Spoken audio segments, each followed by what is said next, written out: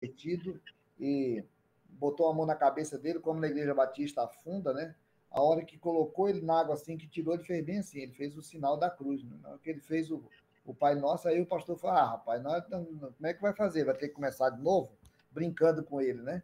Porque ele foi a reação normal, aquele gente que acostuma entrar na água e tirar. Então, esses costumes que a gente traz de uma religião para outra, eles tiveram problemas. E aí o texto diz que houve da parte de Paulo e Barnabé, contenda e não pequena discussão com eles. Paulo e Barnabé estavam pregando e eles achavam assim, gente, judaísmo é judaísmo, tudo já terminou em Cristo, não precisa. E agora como é que faz? Porque a igreja de Antioquia não estava ligada à igreja de Corinto. A igreja de Corinto não estava ligada à igreja de Éfeso. E lá em Jerusalém tinha, e agora como é que vai fazer? Então o texto diz que eles foram para Jerusalém para poder discutir entre eles o que nós vamos fazer. Quando chega em Jerusalém, eles são recebidos pelos apóstolos. A versão que foi lida aí pelo Roberto diz anciãos. A palavra ancião em grego é presbítero. Então, nós tínhamos os apóstolos e os presbíteros que estavam reunidos. Paulo e Barnabé, como missionários, vêm e contam para eles tudo aquilo que estava acontecendo entre eles lá. E diz o versículo 5: insurgiram-se, entretanto, alguns da seita dos fariseus que haviam crido, dizendo: é necessário circuncidá-los e determinar-lhes que observem a lei de Moisés.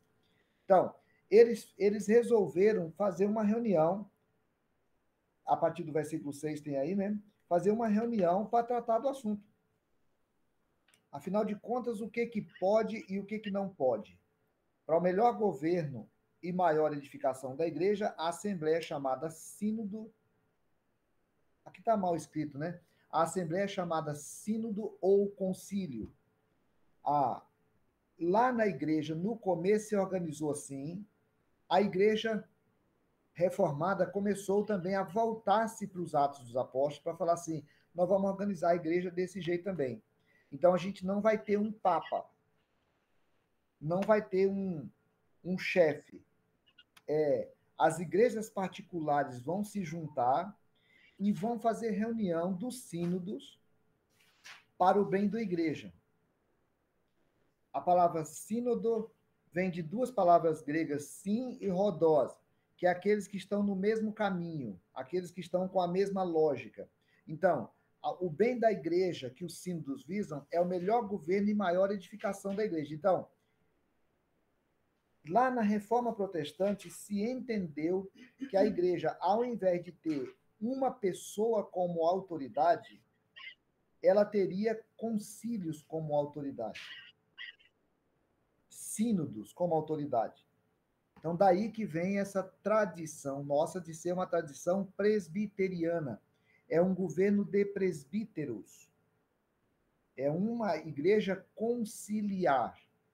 A autoridade que a gente tem na igreja não é de pessoa, é de concílio, dentro de uma perspectiva baseada na experiência apostólica de Atos Apóstolos. Agora, se a gente lê Apocalipse 2, 1 a 6, alguém lê aí, por favor?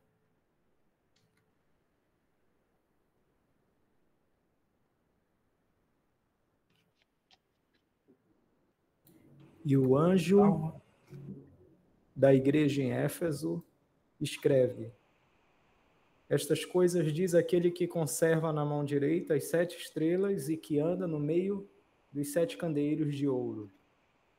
Conheço as tuas obras, tanto o teu labor como a tua perseverança, e que não podes suportar homens maus, e que pusestes à prova os que a si mesmos se declararam apóstolos e não são, e os achastes mentirosos. Até que versículo, pastor? 6. 6. E tens perseverança, e suportaste provas por causa do meu nome, e não te deixastes esmorecer. Tenho, porém, contra ti que abandonaste o teu primeiro amor. Lembra-te, pois, de onde caíste, arrepende-te e volta à prática das primeiras obras. E se não, venho a ti e moverei do seu lugar o teu candeeiro, caso não te arrependas. Tens, contudo, a teu favor que odeias as obras dos nicolaítas, as quais eu também odeio. No versículo 2, quando Jesus vai elogiar a igreja de Éfeso, fala sobre essa característica que a igreja de Éfeso tem, que é de cuidar da igreja, de não permitir. Aí ele fala assim: que puseste à prova que a si mesmo se declaram apóstolos e não são, e os achaste mentirosos. Então, a confissão usa esse texto aqui para poder dizer assim: alguém tem de cuidar da igreja. Quando Paulo está passando lá por Éfeso, perto de Éfeso, né, ele estava em Mileto, ele manda chamar os presbíteros da igreja de Éfeso, porque era caminho, então ele manda chamar os presbíteros da igreja de Éfeso e fala para eles que é para eles tomarem cuidado com os lobos que vêm de fora para poder atacar a igreja e, inclusive, cuidar da igreja daquilo que tem dentro do que está acontecendo. E quando Jesus vai elogiar essa igreja de Éfeso, fala: uma das coisas que eu tenho boas quanto a vocês é que vocês cuidaram da igreja, vocês protegeram a igreja e não deixaram a igreja ser atacada pelos nicolaítas ou por aqueles que eram mentirosos. Então, alguém tem de cuidar da igreja. É um papel que alguém cuide da igreja. Pode passar, Cris, por favor? Segunda. Alguém lê? Vou tomar um suco aqui para ver se eu acordo. Alguém lê, por favor, parágrafo segundo?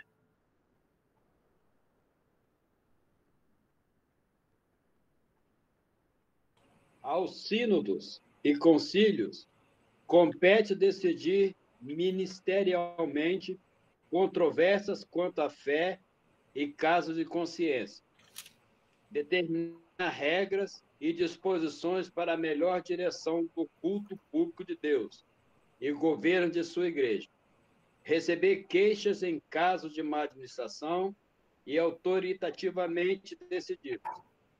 Os seus decretos e decisões, sendo consoantes com as palavras de Deus, devem ser recebidas com reverência e submissão, não só pelo seu acordo com a palavra, mas também pela autoridade pela qual são feitos, visto que essa autoridade é uma ordenação de Deus, designado para isso em sua palavra. Ok, então a confissão está organizando assim: alguém vai ter que tratar ministerialmente das controvérsias. Quando tiver controvérsia, quando tiver com problema, quando tiver queixas de má administração, quando tiver alguma dificuldade, alguém vai ter que autoritativamente tomar decisão. E diz assim que quando esses decretos, essas decisões estiverem de acordo com a palavra, elas precisam ser obedecidas. Olha o que aconteceu. Atos 15, 27 a 31. Alguém leia, por favor?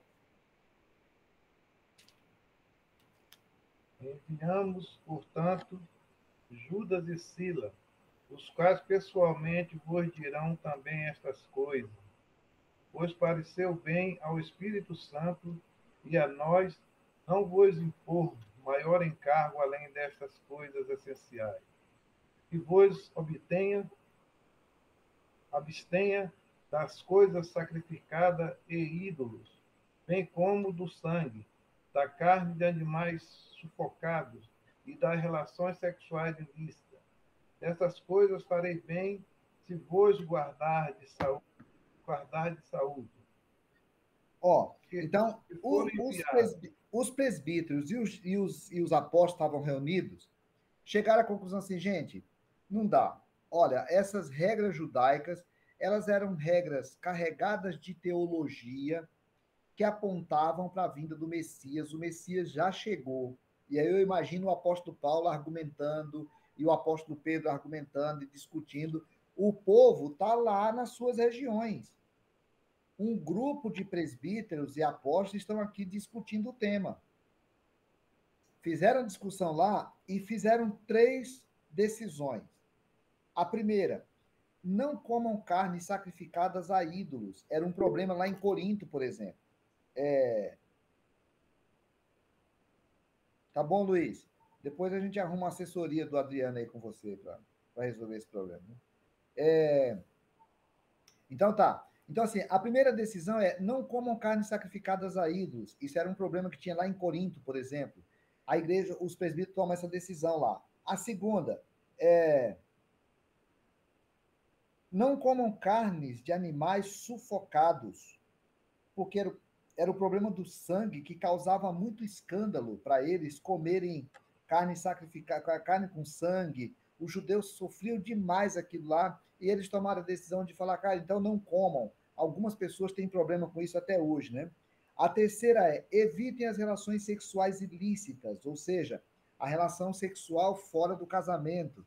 Era a decisão que estava sendo tomada porque em alguns lugares a coisa estava meio solta, achava que porque a gente é livre podia fazer o que quiser, e especialmente em Corinto ainda tinha algumas pessoas que iam lá para o templo, aquelas coisas lá. Então, resolve-se tomar essa decisão. Agora, olha o capítulo 16, versículo 4. Alguém leia. Então, eles mandaram duas pessoas, né, sair levando essa decisão do concílio. O concílio tomou uma decisão e eles saíram falando lá para as igrejas. Agora, capítulo 16, versículo 4. E quando iam passando pelas cidades, lhes entregavam para serem observados os decretos que haviam sido estabelecidos pelos apóstolos e anciões em Jerusalém. Pronto, então, eles passavam, entregavam e recomendavam que as igrejas estivessem tomando, observando as decisões dos apóstolos e presbíteros que foram feitos lá. A igreja começou dessa maneira. Veja, não era o que o Pedro estava falando, como a Igreja Católica tenta dar ao Pedro uma autoridade que a Bíblia não dá. Não foi o Pedro que tomou uma decisão, o concílio tomou uma decisão. E as pessoas vão levar uma decisão do concílio e recomendar que elas sejam observadas. Então, a confissão está organizando a igreja reformada dentro dessa perspectiva de sínodos e concílios. Pode passar? Alguém leia?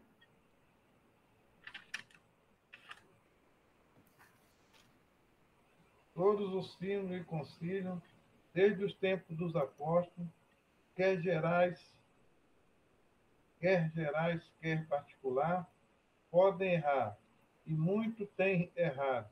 Eles, portanto, não devem constituir regra de fé e prática, mas podem ser usados como auxílio em uma e outra coisa. Gente, ó, nós temos, quando a gente vai lá, aqui esse texto de Atos 17 é aquele texto que fala que os bereanos iam lá e confirmavam na palavra, né? Toda decisão precisa estar de acordo com a palavra. A confissão de fé já parte do pressuposto que as decisões do sínodo podem ser erradas. Um sínodo pode errar. E aqui está falando, inclusive, fala assim, que não é somente a possibilidade. De fato, sínodos já erraram. Concílios já tomaram a decisão que depois outros sínodos depois têm que reavaliar aquilo porque tomou decisão errada. O fato é, eu estou na igreja presbiteriana. O conselho tomou uma decisão, ou o presbitério, ou o sínodo, ou o Supremo Concílio, e eu estou discordando dela. Eu posso questioná-la na palavra, depois eu vou falar sobre isso. Isso pode ser questionado e o concílio pode, inclusive, mudar de opinião. Porque um concílio pode errar. Não existe uma instituição inerrante, né, dentro da igreja. Então, a igreja não tem problema de reconhecer, inclusive, que errou e muda uma posição anterior. Tá? Quarto,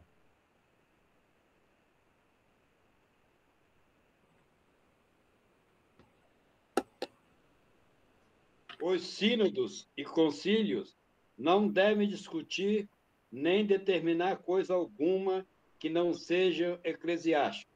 Não devem imiscuir-se nos negócios civis do Estado, a não ser por humilde petição em caso extraordinário, ou por conselhos em satisfação de consciência, se o magistrado civil os convidar a fazê-lo. ó, é uma discussão também muito longe da nossa realidade, né? Não tem nada a ver com a gente hoje, porque isso é impossível hoje. Mas na época tinha dúvidas. Lá em Genebra, por exemplo, no tempo de Calvino, misturaram as bolas um pouquinho, por mais que o Calvino tivesse organizado de maneira diferente que o consistório, que era um órgão lá que cuidava das coisas da cidade, em algum momento um se metia no outro. E a confissão de fé vem estabelecendo uma coisa assim, ó, igreja é igreja, Estado é Estado.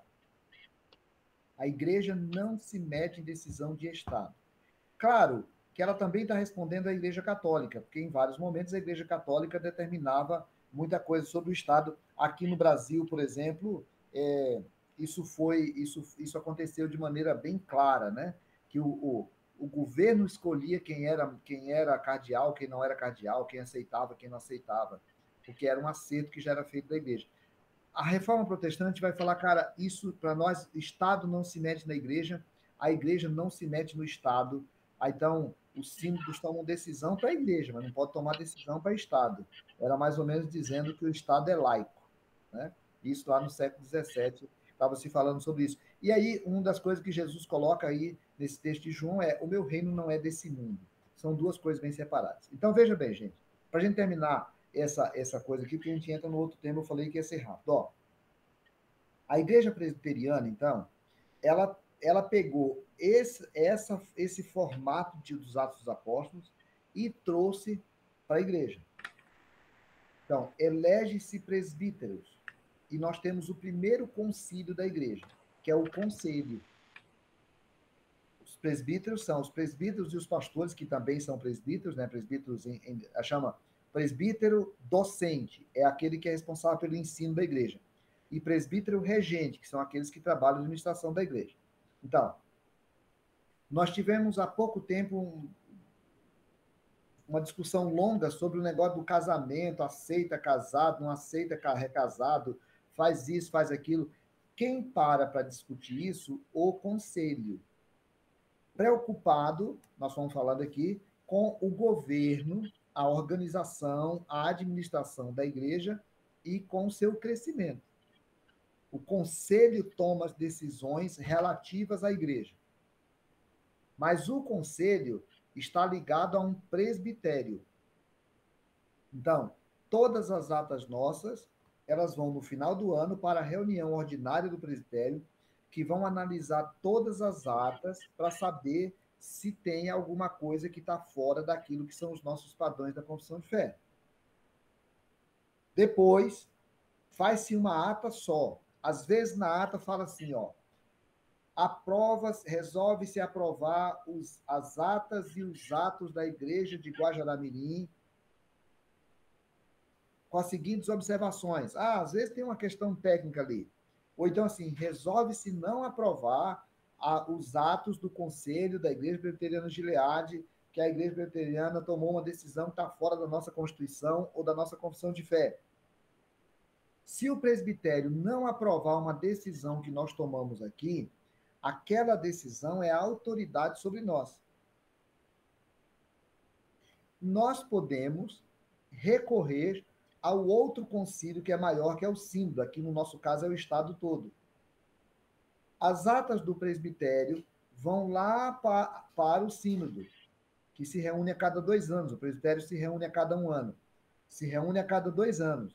Pastores e presbíteros representando os presbitérios dessa reunião estarão discutindo esse tema lá, tratando desse tema lá. Assim, da mesma forma, vai para o Supremo Concílio.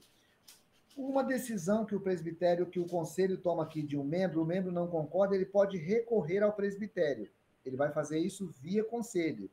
E assim sucessivamente. A gente pode recorrer da decisão, qualquer decisão. Então, a igreja presbiteriana é organizada dessa maneira.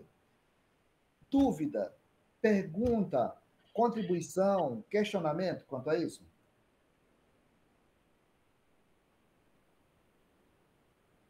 E como é reconsiderado aquele procedimento que não foi aprovado lá no sínodo? Ó, se o presbitério, por exemplo, se o sínodo, vamos supor que nós tomamos uma decisão aqui no conselho e o Roberto não concordou. O Roberto vai me procurar e vai falar, pastor, eu não concordo com essa decisão que foi tomada. Foi anunciada lá. Roberto, mas essa é uma decisão tomada. Então, você tem um direito de recorrer. O que você faz? Você vai entrar com o documento e vai basear por que é, você vai basear por que é que você discorda. O conselho é obrigado a mandar esse documento para o presbitério. O presbitério vai chamar o conselho, vai discutir isso, provavelmente, dependendo do tema, vai chamar você, inclusive, vai discutir o tema. Aí o presbitério pode chegar ao seguinte, pode dizer assim, Roberto, essa decisão, ela está correta. Ela está correta, o conselho da sua igreja está correto. Aí você fala, mas eu não concordo com vocês. Bom, Roberto, então você tem direito de recorrer ao sínodo. Você vai fazer o documento, o presbitério vai naturalmente recorrer ao sínodo. E o sínodo pode mudar a decisão lá na terceira instância. Quando ele toma a decisão lá, o presbitério e o conselho estão errados.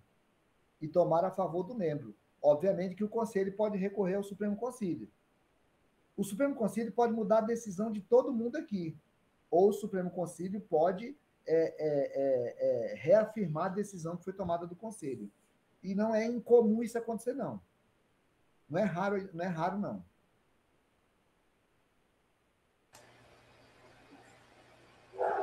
Agora veja. Sobre o quê? Não sei, ela está perguntando. Ela está perguntando por uma senha. Chegou. Olha a senha. Ok. Só resolver um negócio aqui que apareceu aqui. Não, amor, eu tô aqui, não. Ó, então assim, isso não é uma coisa rara de acontecer na igreja presbiteriana. O que eu quero apontar assim, por exemplo, eu estou presidente do presbitério. Ontem, eu fui para uma reunião na executiva que o pastor Cristiano também é. O pastor Cristiano é segundo secretário lá, do presbitério. Eu fui com uma proposta de uma mudança de um pastor para um outro lugar aí. Teve uma discussão chata, desagradável. Se a gente fosse colocar no voto, até ganharia, de 3-2. Mas era uma discussão, não teria sido pacífica, não teria sido uma decisão pacífica, desagradável. Eu fui lá e retirei a proposta. Entendeu? Então, eu sou presidente, mas eu fui lá e retirei a proposta, porque não era uma decisão que estava trazendo paz. 3-2. Então, a igreja presbiteriana não tem pessoas que são autoridades, elas estão autoridades. Então, eu estou presidente do presbitério, o ano que vem eu posso não ser o presidente do presbitério. As decisões são conciliares. Tudo bem? O ideal é que não existe autoritarismo, né? Aí não tem como ter. Porque muitas vezes pessoas, né, partem para um lado mais autoritário. Vale lembrar que o protestantismo ajudou vários países na organização do sistema representativo. Então, era a partir dessa lógica também. Você não tem... Por exemplo, a Igreja Batista tem uma característica, ela discutia todos esses temas em assembleia. Ela não é uma igreja conciliar, nem é uma igreja episcopal. O bispo não toma decisão. Na igreja presbiteriana, é o concílio que toma decisão. Na igreja batista, não. É a congregação que toma decisão. Ela parece mais democrática. O problema é que essas igrejas foram crescendo. Então, você tem uma igreja de 2.000 membros, não dá para ter uma assembleia todo mês para poder discutir se vai pintar a parede de amarelo ou de verde. Não dá para discutir se vai disciplinar um membro porque o membro estava falando mal do outro ou não lá em público. Então, a própria Igreja Batista começou a modificar e a maioria das decisões são tomadas em diretoria, porque eles nomearam diretoria para tomar a maioria das decisões. No caso da Igreja Reformada, a decisão foi criar sínodos e concílios. Tudo bem? Pastor, só para entender, deixa eu ver se eu entendi assim, a ideia. Nas igrejas locais, por exemplo, as congregações, tem a Gileade, tem uma na Zona Leste, tem outra no centro, né? Em cada igreja local tem um conselho. Tem um conselho. Esse conselho é composto por presbíteros e irmãos que não são. Presbíteros e pastores. Presbíteros e pastores. Então tem um conselho local. Depois do conselho tem o presbitério. Ah, o presbitério, que seria o quê? Um regional, um estadual, alguma coisa assim. É um regional. A igreja, as cidades, por exemplo, que tem muitas igrejas, às vezes, numa mesma igreja tem mais de um presbitério. Numa mesma cidade tem mais de um presbitério. Então, é uma quantidade X de igreja que foi confortável para a região. No mínimo 4 igrejas para Sim. formar um presbitério. Então, aí como é que faz o presbitério? Nós vamos agora no final do ano, nós pegamos lá em dezembro do ano passado, tivemos a reunião ordinária que avaliou o ano de 2020. Então, a igreja escolhe, o conselho escolhe um representante, vamos supor, o Ambrósio, foi lá como representante. Aí, durante esse ano, se tiver que ter reunião extraordinária, é o Ambrósio que representa a presbiteriana Gileade. Eu, pastor, eu, cristiano, nós não somos membros da igreja.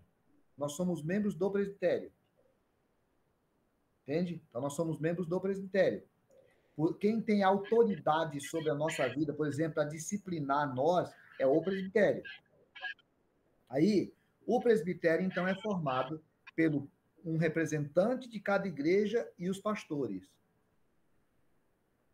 Aí, lá no presbitério, toma-se decisão referente à igreja local, às igrejas locais.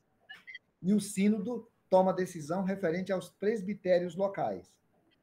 E ainda tem uma outra... O Supremo Concílio, que é a decisão nacional, que toma decisão sobre todo mundo. Então, de 4 em 4 anos, vão representantes, dois pastores e 2 presbíteros de cada presbitério. Aí a representação é para o presbitério. Vão 2 pastores e 2 presbíteros para a reunião nacional. Lá não tem, pastor e presbítero não tem autoridade um maior do que o outro. A autoridade é a mesma. Então, alguém pode ser presidente sendo presbítero. Não há nenhuma dificuldade. E aí tomam-se as decisões nacionais. Entendi. Ok? Gente boa, vamos na outra lição, porque eu acho que dá para a gente, talvez dê para a gente terminá-la. Nós temos 20 minutos. É um assunto mais teológico, que é o que vai acontecer com a gente quando morrer. Eu tenho a impressão de que não é uma questão tão polêmica para nós.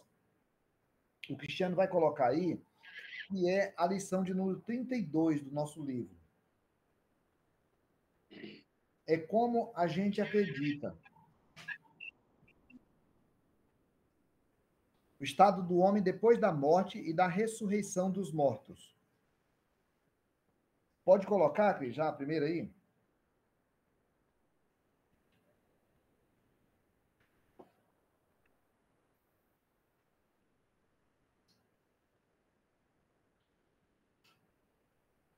Ou então já lê aí, Bros. Você que está com a nova Constituição, tá com a nova Confissão de Fé aí, já pode ler. Aí, já está aqui, ó. Alguém pode ler para a gente? Os corpos dos homens, depois da morte, convertem-se em pó e vêm à corrupção. Mas as suas almas, que nem morrem, nem dormem, tendo uma substância imortal, voltam imediatamente para Deus que as deu. As almas dos justos, sendo então aperfeiçoadas na santidade, são recebidas no mais alto do céu, onde vem a face de Deus em luz e glória, esperando a plena redenção dos seus corpos. E as almas dos ímpios são lançadas no inferno, onde ficarão em tormentos e em trevas espessas, reservadas para o juízo do grande dia final. Além desses 2 lugares, destinados às almas separadas de seus respectivos corpos, as Escrituras não reconhecem nenhum outro lugar. Ó, esse é uma cosmovisão cristã, bíblica, muito presente na Idade Média. Eles fazem questão de reconhecer que, além destes 2 lugares destinados às almas separadas de seus respectivos corpos, as Escrituras não reconhecem nenhum outro lugar. Eles estão fazendo uma alusão à figura do purgatório. Não tem na Bíblia em nenhum lugar a história do purgatório, né? Então, a igreja reconhece dessa maneira. Pode passar aí, Cris, que a gente vai lendo as decisões aí.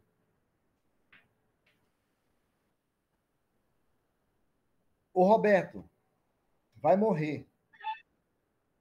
Quando morrer, volta ao pó, naturalmente. As almas que são feitas, ó, não é as almas que são perfeitas. As almas que são feitas perfeitas são recebidas no céu, são justos, são as almas do justo. Por que que o Roberto vai ser... Então, o Roberto morreu, a alma dele vai para o céu, recebida porque ele foi justificado em Cristo. Aqueles que são ímpios, ou são, a palavra, na Bíblia aparece tanto a palavra ímpio como injusto, vai para o inferno. Lá no céu, essas almas ficarão esperando o dia da redenção para elas poderem assumir os corpos da ressurreição. E no inferno, essas almas estarão em tormentos, grande sofrimento, enquanto as outras estão na presença de Deus. Então, Roberto está lá na presença de Deus, aquele que não foi justificado em Cristo, porque o Roberto é tão injusto quanto ele, aqueles que não receberam o Cristo, eles vão estar numa situação de tormento, de grande sofrimento. Como que é esse lugar? Lá no céu é um lugar com ouro, bem bonito, bem pintadinho, bem assim. E lá no inferno é um negócio de um fogo pegando com 200 mil graus. Claro que não. Né, gente? Isso é uma figura de linguagem. A gente não sabe exatamente como é. Como é. Como é que funciona esse lugar? Isso a gente não tem essa clareza. O fato é que Jesus fala, e quando eu for e vos preparar lugar, voltarei e vos receberei para mim mesmo, para que onde eu esteja, estejais vós também. Então, Jesus está num lugar. Qual é esse lugar? Nós não temos uma descrição física do lugar. Então, Jesus conta uma parábola que deixa muito claro para nós qual é a nossa visão. Jesus fala que o Lázaro morreu e foi para a presença do Pai, que o rico ficou separado num grande sofrimento e que ele ficava querendo que o Lázaro de lá o ajudasse cá. Mas Jesus diz que existe uma separação em quem está lá e quem está cá. E aí, esse pedia para poder avisar os seus familiares, seus amigos, que aquele era um lugar muito ruim. E aí Jesus fala que aqueles que estão vivos já têm a lei e os profetas. Então, essa parábola de Jesus conta qual é a narrativa. Hoje em dia, a Igreja Católica praticamente abre mão dessa doutrina, assim. Grande parte da Igreja Católica não acredita muito mais nisso. Alguns pastores evangélicos também não. Menos, bem menos, mas alguns pastores evangélicos também não. Para eles, essa é uma figura de linguagem que a vida depois daqui acaba. Agora, a teologia nossa é essa, tá? A gente morre, a alma vai para Deus, daqueles que são justificados em Cristo, daqueles que não são, vai lá para um estado de tormento, de sofrimento, esperando o dia final. O outro parágrafo? No último dia, os que estiverem vivos não morrerão, mas serão mudados. Todos os mortos serão ressuscitados com seu próprio corpo, e não outro, embora com qualidade diferente, e se unirão novamente à sua alma para sempre. Ó, um dos textos usados aí, desse Tessalonicenses, depois nós, os vivos, os que ficarmos, seremos arrebatados juntamente com eles entre nuvens para o encontro do Senhor nos ares, e assim estaremos para sempre com o Senhor. Então, a ideia central é que nós vamos ter, no dia de Jesus, no dia do juízo, vão ter dois grupos, os que estão vivos e os que morreram. Os que estão vivos, eles não vão morrer, eles vão ser chamados e vão ser transformados, o corpo transformado. Aqueles que já morreram, eles vão se ressuscitar. E eles vão a Bíblia fala que quando Jesus vem, esses espíritos, essas almas, vêm com Jesus. E aí eles vão ressuscitar assumindo novos corpos. Corpos de natureza diferente, não é da natureza do jeito nosso. Qual é a semelhança que a gente tem? É que quando Jesus ressuscitou, ele teve o seu corpo transformado. Não acharam o corpo dele lá na gruta, na catacumba, mas ele chegava num lugar, de repente, se colocava no meio das pessoas. Ele estava aqui, estava acolá. Ele aparecia e desaparecia. Mas é interessante porque o Tomé toca nele. Então, é um corpo transformado. A outra figura que a gente tem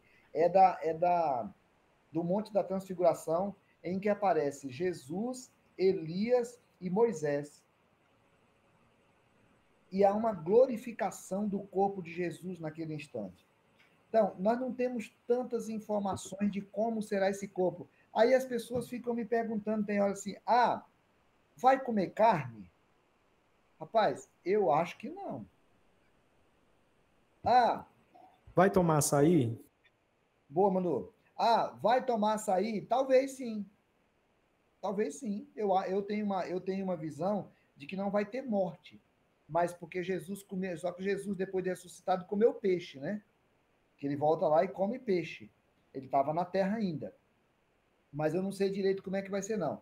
Agora, a Manu faz uma pergunta aí que é interessante aqui, porque na doutrina adventista, como é que funciona? Na doutrina adventista, a pessoa morreu, quem é salvo? Não, a pessoa morreu e a alma vai dormir. É um chamado sono da alma. Quem é salvo vai ressuscitar desse modo que nós estamos falando, dessa mesma forma. Quem não é salvo vai desaparecer. Para o adventista, não existe a figura do inferno. Para o adventista, o inferno é a sepultura, que é chamado aniquilacionismo da alma. Para eles, a alma aniquila-se. Não existe eternidade. Só existe eternidade para quem é salvo. A gente não acredita nessa história, né? Porque a Bíblia fala que do inferno que está preparado para o diabo e os seus anjos, um lago que arde fogo, e fala da história do rico do lado. Jesus conta uma parábola e não podia contar uma parábola sem sentido. Então, para nós não, para nós existe essas duas realidades. Pastor? Oi. Boa noite. E no Espiritismo fala-se, mais ou menos parecido com esse aí, serão transformados, ou seja, o Espiritismo diz que a pessoa vai se transformar no espírito. E no cristão, no catolicismo, por que os papas, eu acho que até padres também, são sepultados em locais diferentes, assim, que não é no cemitério? Não, só os bispos. Só os bispos, né? É só os bispos, os padres não. Algumas situações de alguma igrejinha longe, onde teve um padre que era muito importante lá, falta 10 minutos aqui, tá? Talvez a gente não vai conseguir. Pode acontecer, tá? Pode acontecer, mas de modo geral só são os bispos. Agora, uma diferença que tem no caso do espírita, Luiz, é assim, para o espírita, por exemplo, o teu espírito hoje, ele é a reencarnação de um anterior, né? Que ele veio em você. E ele pode vir em outra pessoa. No caso do budismo, ele pode vir, inclusive, como uma árvore, ou como uma mosca, ou como um passarinho, né? No caso do budismo, do espiritismo, então você é um espírito de outro. Para nós, isso não tem sentido. O escritor dos Hebreus fala que ao homem está determinado morrer uma só vez. E depois disso vem o juízo. A Bíblia fala que aquele que está lá não tem mais contato com o que está cá. Então, para nós, protestantes e católicos, inclusive, não existe a possibilidade da reencarnação. Existe a possibilidade da ressurreição. Que aí cada espírito volta e assume o seu corpo, o corpo que ele já tinha antes, um corpo transformado. Mas não que a pessoa vai voltar amanhã o espírito e ele teve 10 corpos, porque ele reencarnou 10 vezes. A gente não tem base bíblica para isso. E no caso do católico, esse sepultamento é mais um respeito, assim, é só uma honra, não é uma coisa específica. Ô pastor, Oi. outra situação. No caso, nós mantemos os vínculos que temos aqui na Terra lá no céu? Ó, existem. A gente não tem uma afirmação absoluta sobre isso em lugar nenhum. A Bíblia faz algumas ligações assim, que lá no céu não se casa nem se dá em casamento. Agora, nessa parábola, o cara lá que está no inferno, ele fala que quer vir aqui avisar. Acho que tem um. Que ele vem aqui para avisar a. Tem um sonzinho aparecendo aqui, acho que é do Roberto. Acho que é do irmão Roberto. Já apaguei lá. Então, assim, que ele vem aqui para avisar os parentes. A gente acredita, Manu, que na outra realidade nós vamos estar tão absortos na grandeza de Jesus, na presença do Pai e na vida, que a gente não vai precisar dessas ligações que estão aqui. Agora, nós gostamos tanto dos nossos queridos aqui que a gente fala, paz, eu quero chegar lá, eu quero encontrar Jesus, eu quero encontrar Abraão, eu quero conversar com Paulo, mas eu quero ver minhas filhas. Então, a gente fica tentando colocar nessa imagem de lá situações de cá, né? Mas não dá para ter uma certeza sobre isso. O apóstolo Paulo fala que tem coisa aqui que a gente dá a ver meio como espelho, né? Não está tudo muito claro para nós. O terceiro parágrafo. Vou ler mais rápido aqui para ganhar tempo. Os corpos dos injustos serão, pelo poder de Cristo, ressuscitados para a desonra, e os corpos dos justos, pelo seu Espírito, ressuscitados para a honra e para serem semelhantes ao próprio corpo glorioso dele. Então, é bom a gente lembrar que a ressurreição é bom a gente lembrar que a ressurreição dos mortos, ela se dá pelo poder do Espírito. É o Espírito de Deus quem vai... Roberto, eu estou desligando o teu microfone porque ele está dando uma interferência aqui, tá? O Espírito de Cristo é quem ressuscita-nos para essa situação final. E aí, um para a honra e outro para a desonra. Quarto, Cris. Acabou. É só isso mesmo. Então, é só a gente entender essa é a teologia básica do cristianismo, tá? Com essa diferença que existe no adventismo.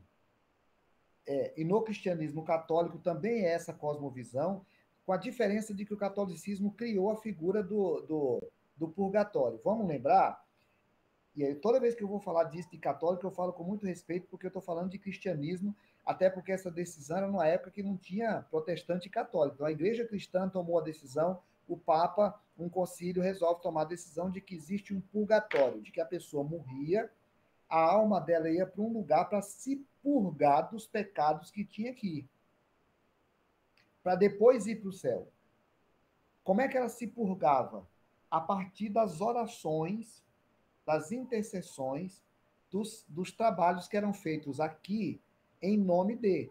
Então, nós tínhamos a missa do 7º dia, a missa do 30º dia, a missa do 1 ano, a missa do 2 anos. Então, o cara ficava pagando, e a missa naquela época era caro. Então, o cara ficava pagando. Aí, a missa era encomendada em nome de fulano, de Beltrano e tal. Então, o padre ia lá, terminava uma missa, ele dizia, essa missa foi em memória dos nossos irmãos fulano. Cada um daquele pagou. Numa época que a igreja católica vivia muito em função do dinheiro do povo, né? Hoje em dia, as igrejas protestantes são mais caracterizadas por isso e mais conhecidas por isso do que a igreja católica. Não tem nenhum lugar na Bíblia essa figura do purgatório. Então, para nós, existem as duas figuras. Jesus vem, Quem morreu, a alma dessas pessoas vem para a ressurreição. Quem está morto vai ser transformado num abrir e piscar de olhos, como diz o apóstolo Paulo, e nós vamos todos viver a mesma situação. Acréscimo, pergunta. Aquela divisão que se faz de corpo e alma, corpo, alma e espírito, dentro da teologia reformada, como é que se... A maioria dos reformados é dicotomista, né? Que são aquelas duas coisas. É o corpo e o espírito. Mas vários de nós são tricotomistas. No meu caso, por exemplo, porque para mim ela é uma definição meramente didática. O pneuma, né? O pneuma e o espírito e a alma, para nós, o espírito está mais ligado, para nós, assim, para nós tricotomistas, né? O espírito está ligado a essa questão da mente, da nossa emoção, da nossa psique. E a alma está ligado a isso que a gente chama que é o contrário do corpo, né? Mas para mim não existe alma sem espírito, porque a alma é pensante, a alma sente, mas não tem nenhuma determinação teológica entre nós, tanto pode ser dicotomista quanto tricotomista, é o que for mais fácil para cada um entender. Nossa, pastor, agora me brotou uma grande dúvida que o Adriano falou aí, que é a questão da diferença entre o espírito e a alma. Eu tenho essa grande dificuldade. Qual que é a diferença? Mas assim, no Velho Testamento, o judeu não fazia muito essa diferença. Então, tem lugar que usa espírito e usa alma para a mesma coisa.